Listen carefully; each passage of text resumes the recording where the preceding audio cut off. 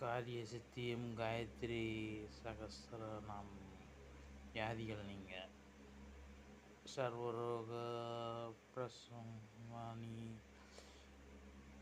சர்வபாவ விமோசன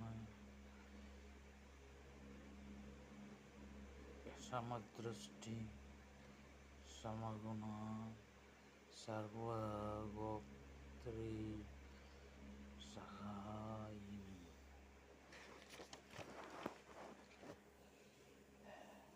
ஏழ்மை நீங்கள் டகார ரூபா தத்த ஸ்ரீ தாரித்ரிய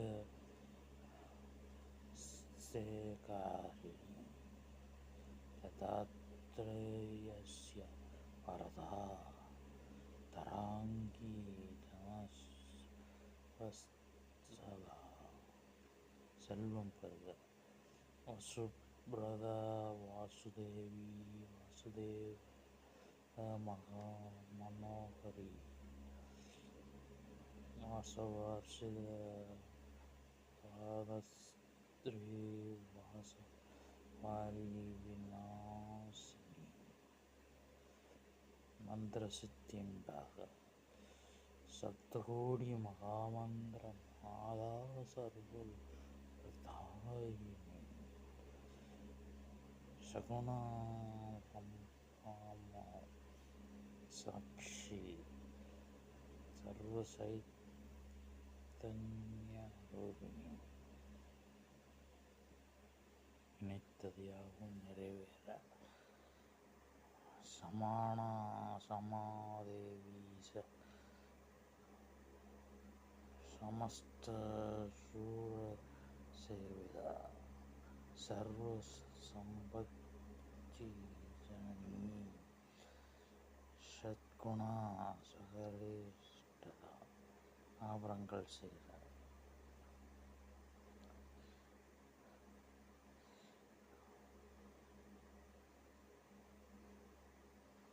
ரத்ன பிராகார மத்தியஸ்தா ரத்னவண்டவ மத்தியகா ரத்னாபிஷேக சந்துஷ்டா ரத்னாங்கி ரத்னதாகினி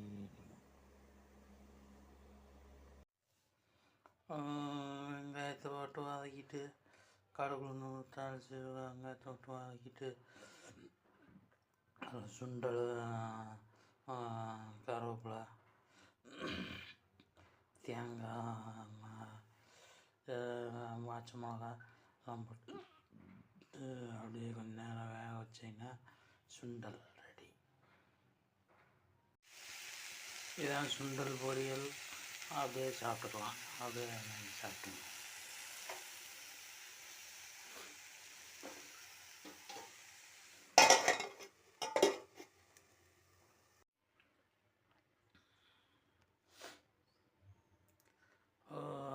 வெங்காயம் வதக்கிட்டு வேக வச்ச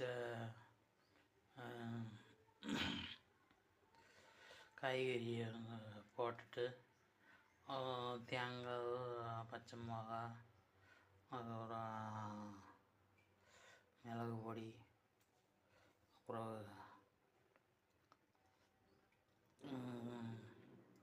சீரகத்தூள் இதெல்லாம் போட்டு நல்லா மூடி வேக வச்சா பொரியல் கிடச்சிரும்.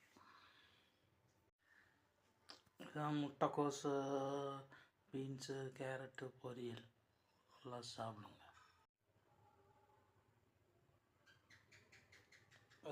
ஒரு இதில் பொங்கல் அரிசி போட்டுட்டு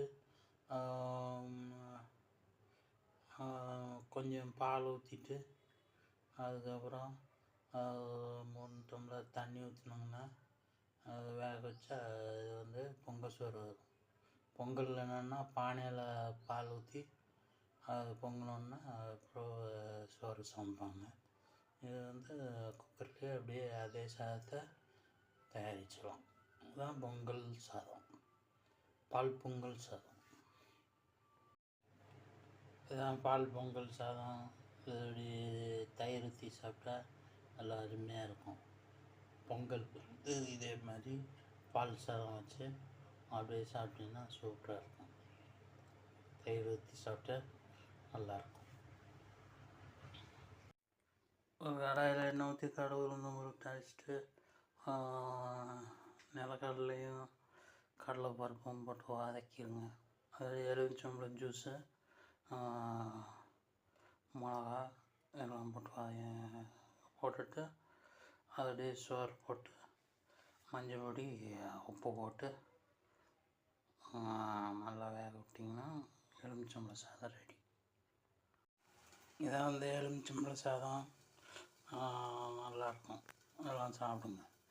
இதை எளிய முறை எலுமிச்சை சாதம்.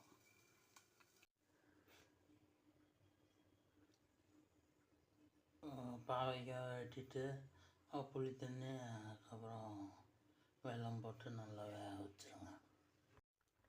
ஒரு கடாயில் கடுகு உளுந்து தாளித்து வெங்காயத்தை வதக்கிட்டு வேக வச்ச பாவைக்காயும் தேங்காய் இதெல்லாம் போட்டுட்டு உப்பு போட்டு அப்படியே வதக்குனீங்கன்னா பாவைக்காய் பொரியல் கிடச்சிடும். இதை வந்து பாவைக்காய் பொரியல் நல்ல சுவையாக இருக்கும். நல்லா சாப்பிடுங்க.